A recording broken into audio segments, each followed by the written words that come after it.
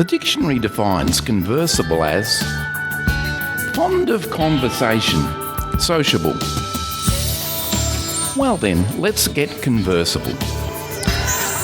Hello and welcome to the beta episode of Conversable. Conversable is the podcast where I get to chat with people, learn what motivates and influences them to be the person that they are today while having a conversable time doing it.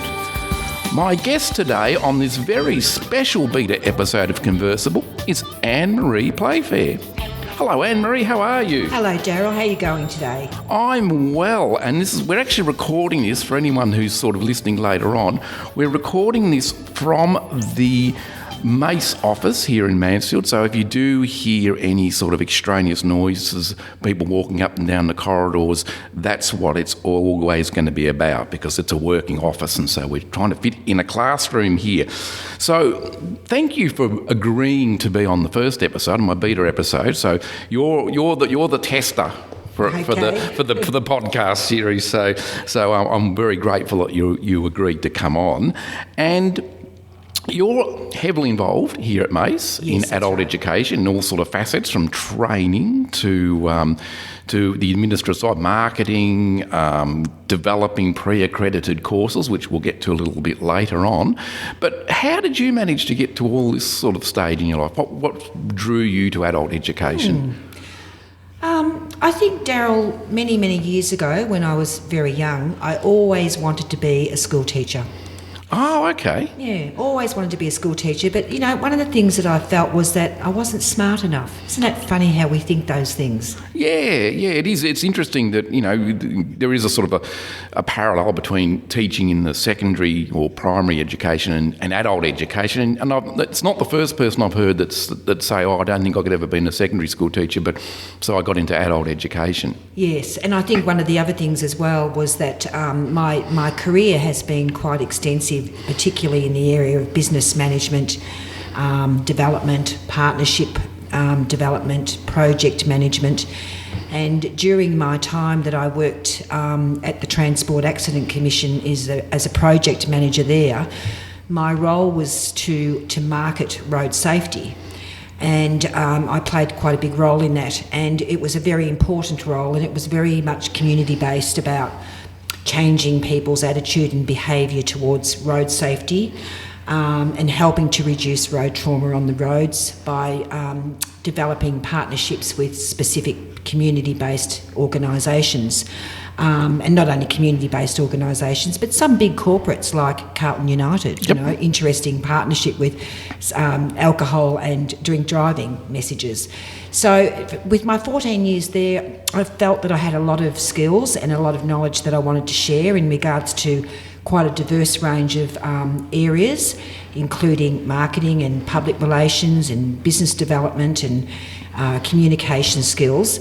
And with that in mind of wanting always to be a teacher, I decided to do my Certificate 4 in Training and Assessment here at Mace 8 years ago. And my husband and I had moved here. We'd been here for a couple of years. I had my own consultancy business and had won quite a few national awards in regards to sponsorship development and partnership building. So I thought, well, all of these things combined are going to give me the skills that I'd love to share with people. And that's basically where I started. And so when I began at Mace, I've worked quite a lot, done a lot of courses at Mace, have worked across a diverse range of areas in regards to training, and in particular, lead trainer for the Diploma of Business course for a number of years. Recently, in the last 18 months, I have also taken on the role of train the trainer and training others to do the Certificate 4 in Training and Assessment, and that's been great. And the last 6 or 12 months, Mace has decided that perhaps, you know, I might have some marketing skills and some background. So I'm actually doing the marketing for Mace and some of the PR work, and also I am looking at, and am doing at the moment, pre-accredited training, developing some courses, and that really does mean that I need to use my research skills that I've got from my past TAC days and determine what might be the right course for Mace to deliver. Who are our cohorts or our learners, and what's going to be the right courses for delivery here that people would want to attend, and to gain some knowledge and skills in regards to employability or leisure.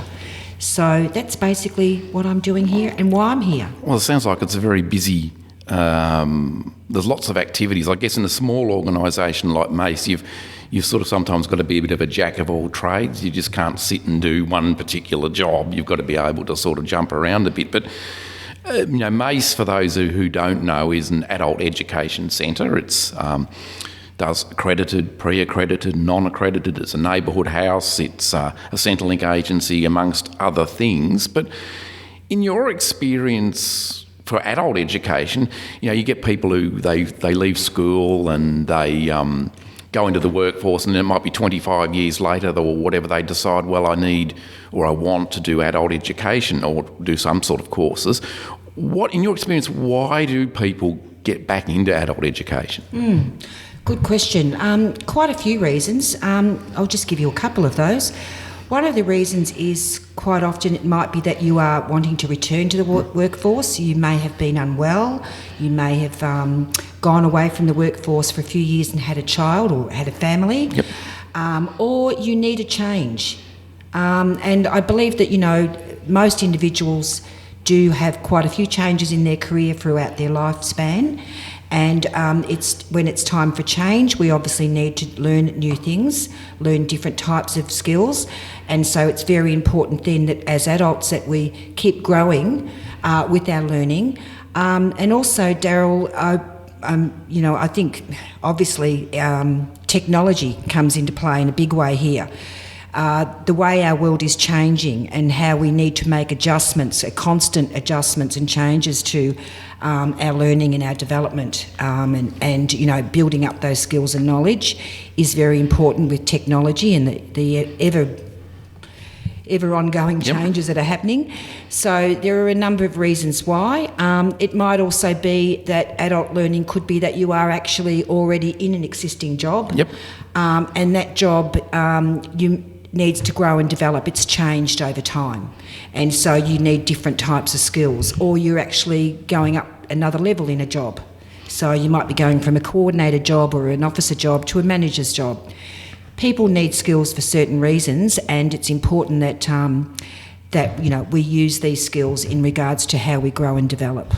So you've got people like that, they start and they might be working like for 25, but in the past, people would work, my father, for instance, 35, 40 years in one job. I mean, those days have sort of long gone. So it's a matter now of people, you mean upskilling so that they can, if you like, they're looking for the next job while they're working at a job, and that's where sort of the adult education side of it can come in.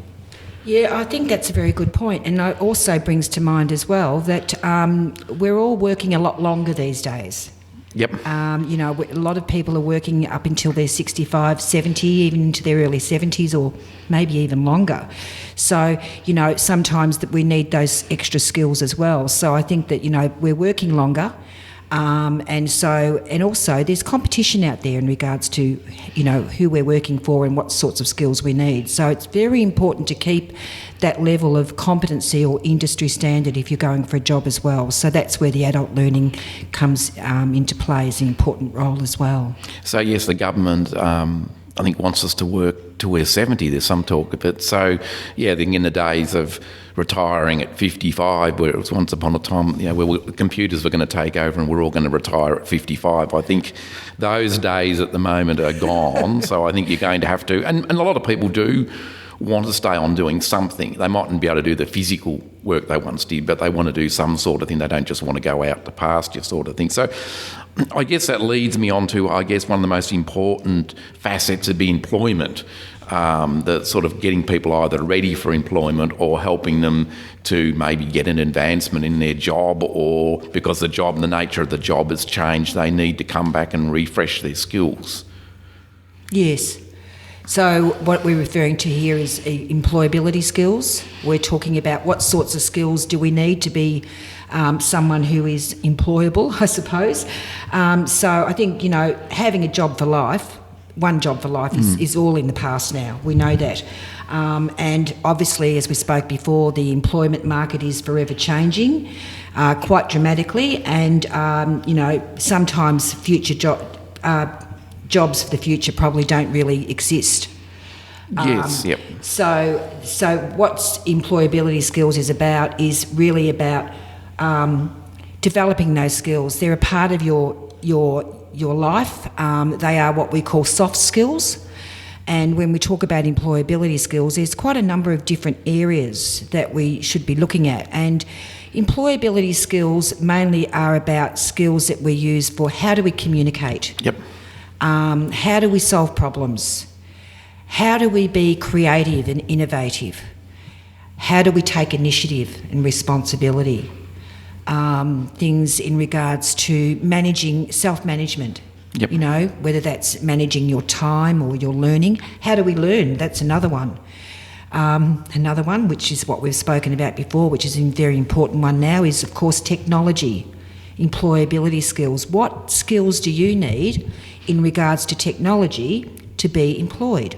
Well, that's right. I mean, even if you've managed to work in the place for a long period of time, technology can suddenly the boss decides, well, we're going to have computer systems in, or we're going to get a new accounting package, or we're going to do this, and unless you're sort of nimble enough to be able to take that on, you can end up sort of losing your job or being sidelined because you're not able to keep up with what's going on. That's right. And I mean, there's other core skills as well. There's things like decision making.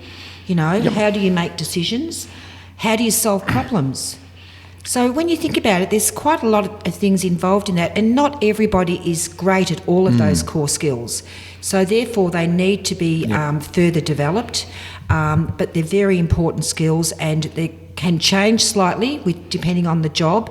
But really, overall, those core skills are what we call employability skills. Yep. And how, because sometimes people haven't done any sort of formal training maybe since they left school, and they might be in their mid-40s, and suddenly they're told or whatever, you've got to get this skill, you've got to do this training, and suddenly they're going back to and they're fearful because maybe they didn't have a great time when they were originally at school. How does organisations sort of like MATES, and how do we deal with making it as positive as positive as possible when students people coming back after such a long period out of training?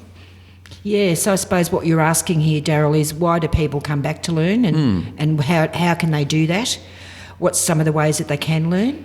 Is that what you're referring to? Well, yeah, and it's also, you get someone who might have not had a very good time at school, for example, and they go off and they work 20 years doing something, and then for whatever reason they need to come back and train, and of course all the memories flood back of their time as in school. They feel like, well, I don't really know what, I don't want to go back to like a classroom-based thing. I don't really know what it's going to be like, and I guess that's a sort of, because they're a different cohort than secondary school students and primary who are moving up through the ranks. Yes. These are people who a lot of times Yes. have been out there working and are suddenly coming back. Yes, and I think going for a formal qualification can be very daunting for some people, where doing something what we refer to as like a pathway, starting off at something and moving in slowly. So it might be, for example, you might start with a short course of something that you might be interested in, and then after you've done that short course, you might feel a little bit more confident. And I mean, that's what these learning is about building confidence as well, and then move into something else. So what we've got is, just to explain how the courses work, Daryl, you can have a short course that's got no qualification to it. It might be just, as I said, a basic introduction to something, or it could be a leisure course or a course of interest. It's called a short course. Then there are other short courses as well. There are what we call non-accredited courses. Okay. Yep. So these non-accredited courses don't particularly have a pathway. Yep. Okay. And that you can go to one of these courses. They're a short course. The next stage is the pre-accredited course.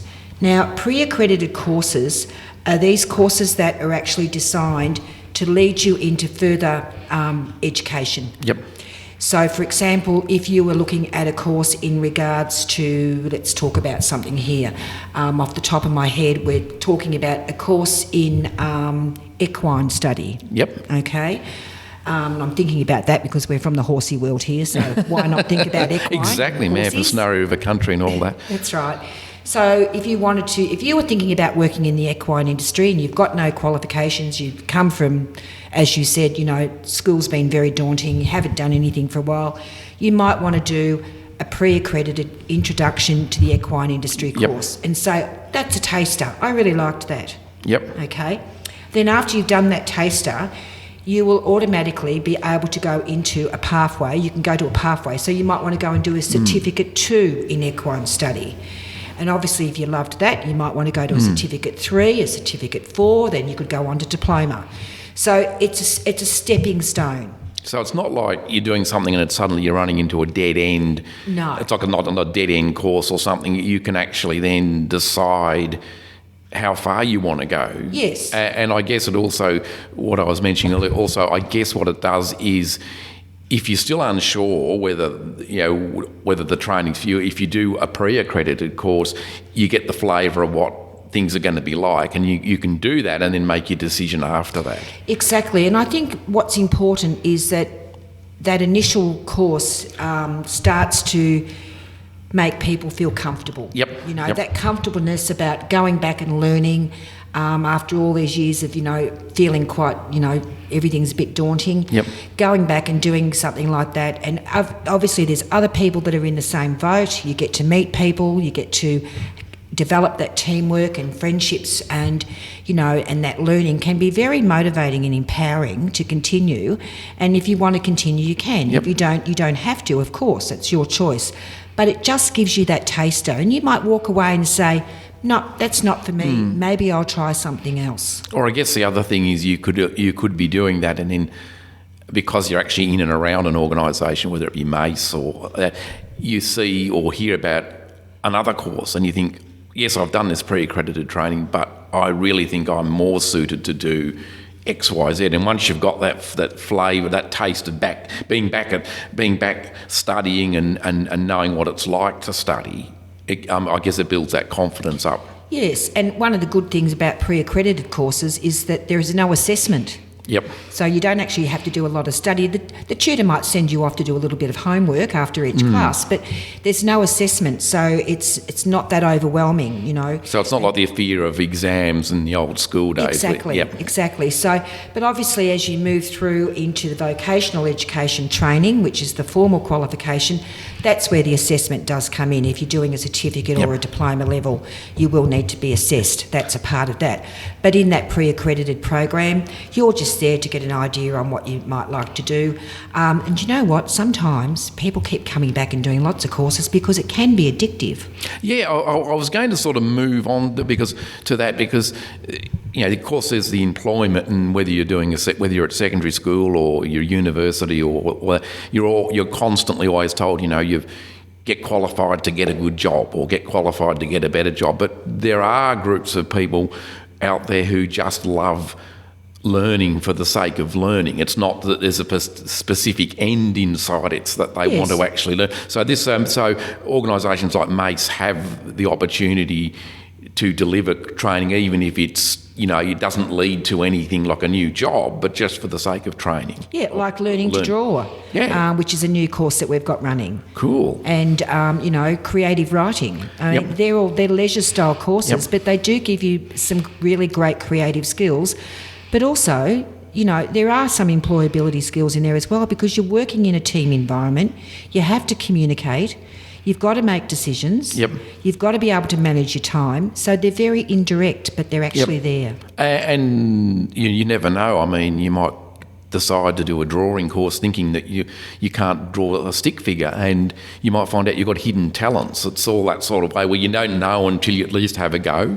Absolutely. I think that's one of the things, and the same with the writing course. I mean, you really do not know what you're going to be doing until you try something. Yep, and I guess sort of because we're in a rural environment here, we're not sort of close, well, we're not real close, to TAFEs and other organisations that for people in this particular district, we are the place to sort of look to for whether it's pre-accredited, accredited, non-accredited, just to meet.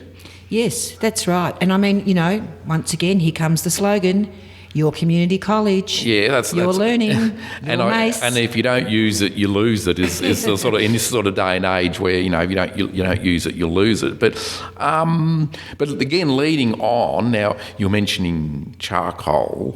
Now we've got, and I have to sort of put a provide here that I actually work at Mace too. For anyone who's listening to this podcast and says, I have to be honest and upfront. So I work at Mace. You know a lot. I work with Ann-Maree at Mace. But upcoming in term 4, we've got you've been really working hard to put together some new pre-accredited courses. Pre-accredited and non-accredited courses. Yep. Which we're very excited about. And once again, we've done the research, we've looked at what Mansfield is made up of.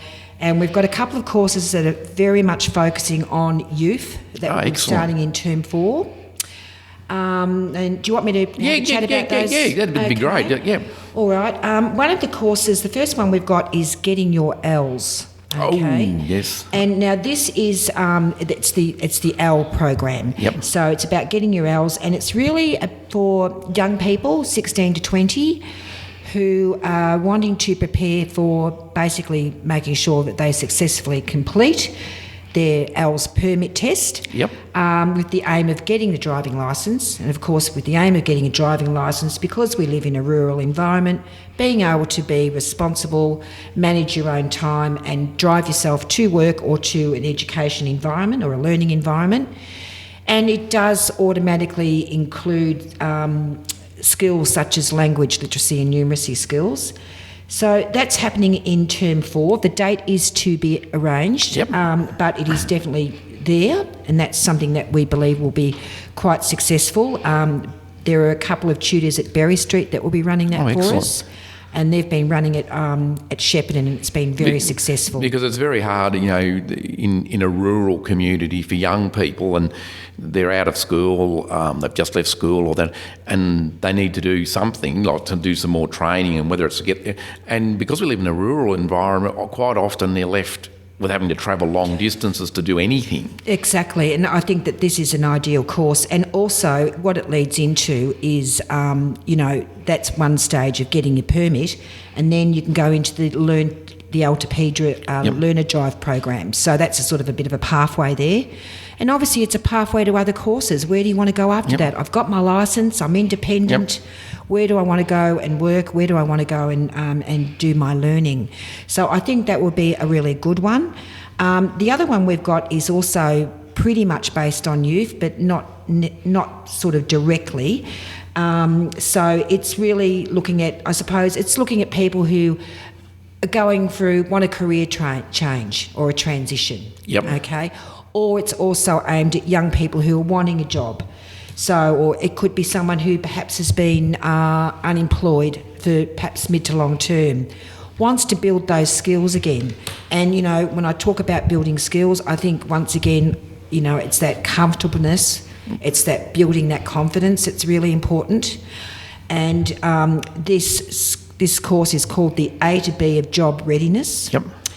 And it's actually a course in regards to helping people to identify where do they want to go, what pathway do they want to take, what sorts of career do they want, what are the options, how can I set the goals, things like what skills and knowledge would they need to actually take on that role. So we've sort of had an association with some of the job providers. I think they're job actives. Correct. These days, but it's because a lot of people, particularly if you've never been unemployed, you don't realise that when you're unemployed, you're usually linked up with a job active who looks at firstly, your employability and what maybe holes you have, and then will direct you to appropriate training. So it's not all about pushing you out to get a job. It's sometimes saying, well, we think you can get a job, but you really need to update XYZ skills. Exactly. And it could be things in regards to, where are the skill gaps? Yep. Okay, what job are you going for? Where are the skill gaps?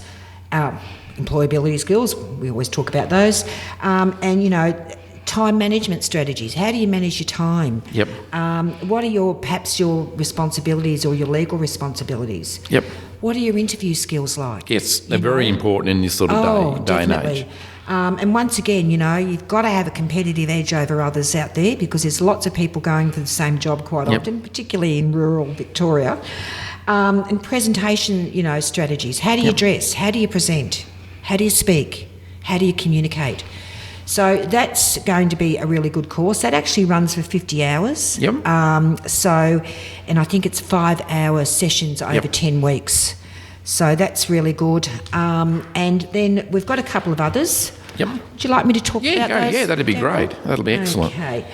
All right. We've got the other ones that I just would like to clarify, which are more leisure-based courses, which are the ones that I was referring to before. I'm very excited about these. Good. Yes. So we've got creative writing. Excellent. I think we did that many years ago at Mace, and I know at the time it was extremely popular with people, and it was actually, I don't know if it still exists, but there was a writers group that spun off that, and they were around in Mansfield at the time, and they were doing, they were getting together outside of the course, and when they finished, and were writing together, and so it became a real collegial, so again, if something like that takes off, it could very well lead to that again. And that was one of the reasons why we're looking at this course, because it was so successful. Yep. And, I think that it's a course that's going to provide individuals with an introduction, basically, to the basics of creative writing, looking at characterisation, looking at things in regards to point of view, storyline, developing voice and journaling, and memoir. I've been told that memoir is very important because people like to write about their memories when they get older. And of course, putting my other hat on as a member of the local theatre company, you've got, if you're into playwriting, or you want to write for something, you've got an avenue there, or maybe you could write the next production that Muds, the theatre company, put on. Well, who knows? There you go. The tutor for this is Sue Bincer-Jones, who actually did that course many years ago. Yes, I can remember. I know Sue. And she's fabulous. Yes, and so very excited about that. So that's coming up in term 4. Well, really, it's coming up in October. Yep. And the other course, Daryl, is the Learn to Draw course. Now, there's two parts to this. And you were asking me about this before. I was earlier, because I need to draw things better than stick figures. But I do have some. I had a couple of a great aunt and aunts that were very good, drawing and all that. And my brother's not too bad, but I've never really got into it. So I'm sort of half keen on doing it myself. I think you should do it then. I think that'd be good. So this course is run by a tutor called Sue Schreiber. Yep. And she's actually designed this course to provide people with an introduction to the basics of drawing. Yep. Using charcoal. And it involves, learning how to see something. Yep. Developing ideas and a vision, and also learning new techniques. In regards to how you express yourself through art. So that's another really exciting course. That is 10 sessions as well, over 3 hours a session. Oh, so you really get immersive. You really get a lot of opportunities. Yes. And that's actually starting. We have got the date for that. That's the 13th of October, a Thursday, from 2 o'clock till 5 o'clock. Excellent. Now that course, when you finish that course, you can come back again in 2017 in the first term, and Sue will take you through the next sessions, which are about learning to draw in pastel. Ah, okay. So that leads on. That sort of leads on to that, yes. So, it's like a little mini pathway, I suppose. Yeah, it is. Yeah. So they're some of the new courses that we're running. We do have a couple of other courses that we're running. We're running chainsaws, which, how to manage a chainsaw in a safe manner. I'm just thinking off the top of my head here, Daryl. And the other one is we've got photographic courses as well, using Snapseed. Oh, yep. Which is basically, it's an application or an iPad or an iPhone or Android application that helps you. It's an editing tool for photographs. Okay, yeah. Well, these days, everybody's using, well, most people, unless you're really into sort of high-end photography, you're using your phone. I mean, your phone now becomes you buy a phone, it becomes your camera. So, if you want to take that picture and you want to edit it on the fly, you don't want to have to download it and import it into an expensive Photoshop or something like that. You can actually, with all of these tools now, you can actually do it via your phone or a tablet. Exactly. And then there's another photographic course, which is, I think there is composition. Composition. Oh, well, that's always rather than taking photographs of your big toe or something, it's always good it's always good to get that composition I think right. It's called mastering the core photographic concepts. Okay. So, now, we've talked about pre-accredited, we've talked about accredited and non-accredited and why people do courses. Now, if people grab hold of our course booklet, which in the show notes I'll have a link to the MACE website where people can download Term 4 course booklet. If people sort of read the booklet or they've listened today and they think, that's all good, but there's nothing at the moment that interests me, but I've got an idea for a course that I wish MACE would consider putting on. What would they do if there's a few people around there that says, hey, would MACE deliver a certain course? What's the next step for them? Oh, I think if there was a group of people or, there was a good interest in a particular course and we had the resources and the right tutor to deliver it, we certainly would. But the first thing is, mainly, we're here to listen. Yep. We're here to look at other options. We're here to provide support in regards to individual learning. Yep. And, particularly, across our region, we're very lucky here to have MACE, as an educational provider. We're very, very fortunate. It's a great place to work and it's also a great place to learn. And it's a great space. MACE is a great space. How does that sound? It is, and so so that if people don't be hesitant. In other words, if people please give us a call. Yeah, if people say, hey, or email us or something and say, hey, I'd really be interested if you could do X, Y, Z. And I guess the other thing is if you've got family or friends who are in the same boat, if you could get a group together and say, hey, we'd all like to do X, Y, Z, that makes it a lot easier for mates to be able to try and put it together. That's right. Might be a family who wants to do cheese making. Yep. I mean, I'm just, that's fine. I mean, we're very open. And also the other thing too is, Daryl, that's made me think about it too, is might give it a plug as well. If there's any tutors out there who would like to give me a call or, catch up and have a chat about some of the courses that they have actually delivered and been successful. And, if we feel that they're the right fit for the Mansfield community, certainly we would be looking at that as well. So there's a lot of people out there that that have been either in the workforce or doing something for a long time, and they've got a lot of skills. Absolutely. And they're also good at imparting those skills. So, and it's a way of and it's an income too if you become. But you're a trainer as well, so you do like the trainer style, which is the TAE at the moment.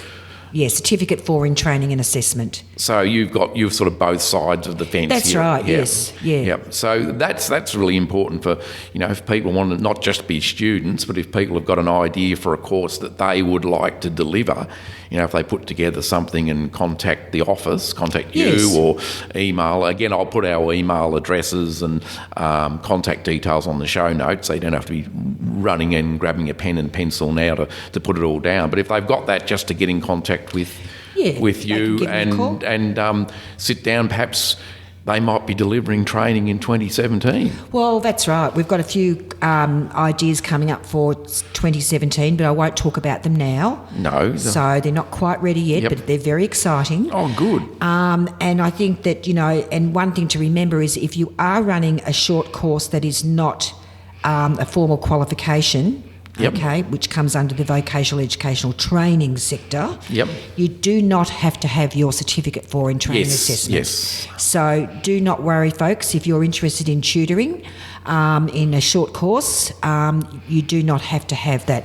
Obviously, we would love you to have it because, it's a great thing to have, but you do not have to have it. No, it is good because I've got the TAE. You've got it, yes. And you do get really immersive in vocational education, vet sector, the whole thing. So even if you're not actually, or you might be looking at training somewhere else, and it's great to have that because you learn a lot of skills in delivering classes and how to better deliver classes, yes, and all that sort of stuff. So it's all valuable. So, but we also just to finalise, we also have. We're sitting in a really nice room here, but we also have rooms for hire at Mace.